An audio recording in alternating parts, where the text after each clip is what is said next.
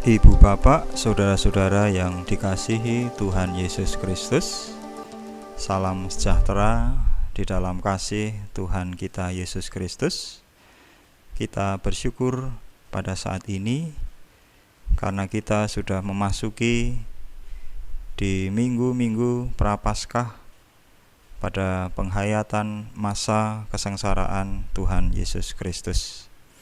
Nah, mulai hari ini kita adakan persekutuan doa di dalam keluarga kita masing-masing selama 7 hari atau 7 kali pertemuan untuk menghayati 7 perkataan Tuhan Yesus ketika disalib. Nah, pada hari ini kita akan menghayati tema "Ya Bapa, ampunilah mereka". Sebelumnya, mari kita satu di dalam doa mohon pimpinan Roh Kudus. Ya Tuhan Allah Bapa yang Maha Pengasih dan Penyayang, segala puji syukur kami naikkan kepadamu untuk kasih karunia yang Tuhan limpahkan dalam kehidupan kami. Saat ini ya Tuhan, kami hendak menghayati masa kesengsaraan Tuhan Yesus Kristus dalam rangka untuk menanggung dosa umat manusia, yaitu dosa kami semua. Berbicaralah kepada kami ya Tuhan melalui pembacaan firman Tuhan, dan berkaryalah ya Roh Kudus dalam diri kami sehingga kami dapat mengerti kehendak Tuhan dan melakukan di dalam kehidupan kami. Terima kasih ya Tuhan, kami mohon berkat Tuhan hanya di dalam nama Tuhan kami Yesus Kristus. Amin. Bapak Ibu, saudara-saudara dan anak-anak yang dikasihi Tuhan,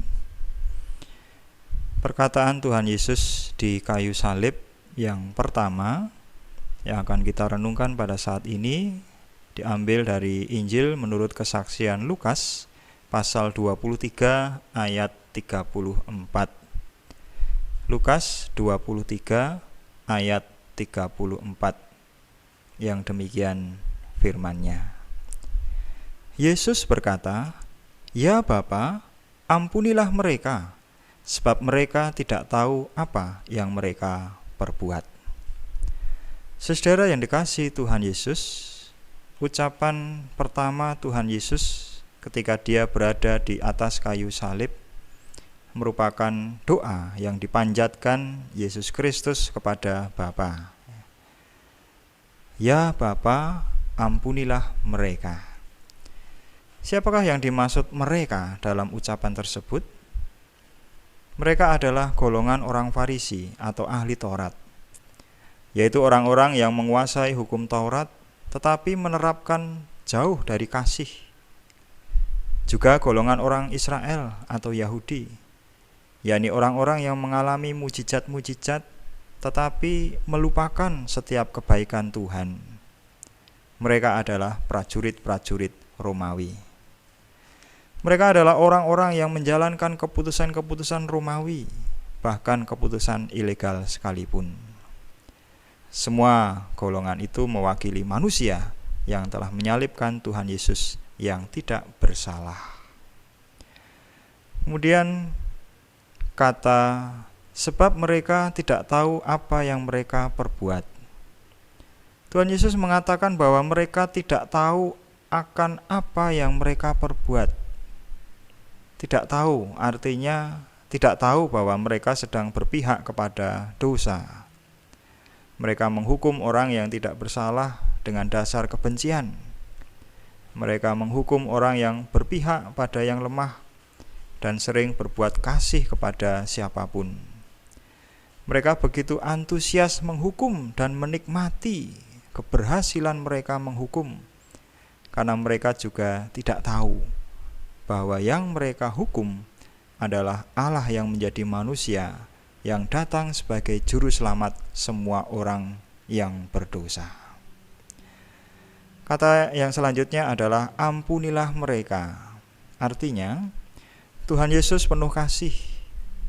Kemurahan hati Allah seolah tidak terpengaruh oleh sikap orang-orang yang membenci atau memanfaatkan keadaan untuk turut menyingkirkan Tuhan Yesus.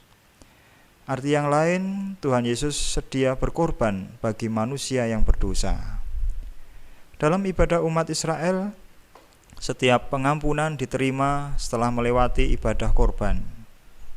Pada saat itu Tuhan Yesus sendiri mau menjadi korban pengganti supaya manusia diampuni dan diselamatkan. Saudara, melalui perkataan Tuhan Yesus di kayu salib, mari kita jadikan suluh untuk mengobarkan kasih kita pada Tuhan. Lihatlah dan ingatlah bahwa Kristus menderita demikian hebat. Pada saat sedang merasakan sakitnya penganiayaan, Tuhan Yesus berseru-seru kepada Allah Bapa, meminta supaya orang-orang yang telah menyalibkannya itu diampuni. Katanya, "Ya Bapa, ampunilah mereka, sebab mereka tidak tahu apa yang mereka perbuat." Ucapan Tuhan Yesus yang meminta Bapanya mengampuni orang-orang yang telah menyebabkan penderitaannya menarik untuk kita renungkan sepanjang hidup kita. Mereka secara sadar menuduh Tuhan Yesus melakukan kesalahan, namun mereka tidak mengerti karena tidak mengenal bahwa Dia adalah Tuhan. Bahkan yang lebih, tidak mengerti lagi bahwa mereka menyalibkan juru selamat dunia. Mari Bapak Ibu, saudara-saudara dan anak-anak yang dikasihi Tuhan, kita bercermin. Yang pertama, bukankah kita seringkali merasa diri benar, merasa diri hebat? Mungkin saat itu karena kita digelapkan oleh dosa, sehingga tidak mampu memahami kebenaran. Kita yang tidak mampu mengenali kebenaran, dosa membuat kita lupa dan tidak lagi mampu memahami diri kita. Kita tidak mengenali siapa kita dan bagaimana seharusnya kita hidup. Ampunilah kami, karena kami seringkali tidak tahu apa yang kami perbuat. Yang kedua, suatu pertanyaan bagi kita. Sudah bersyukurkah kita?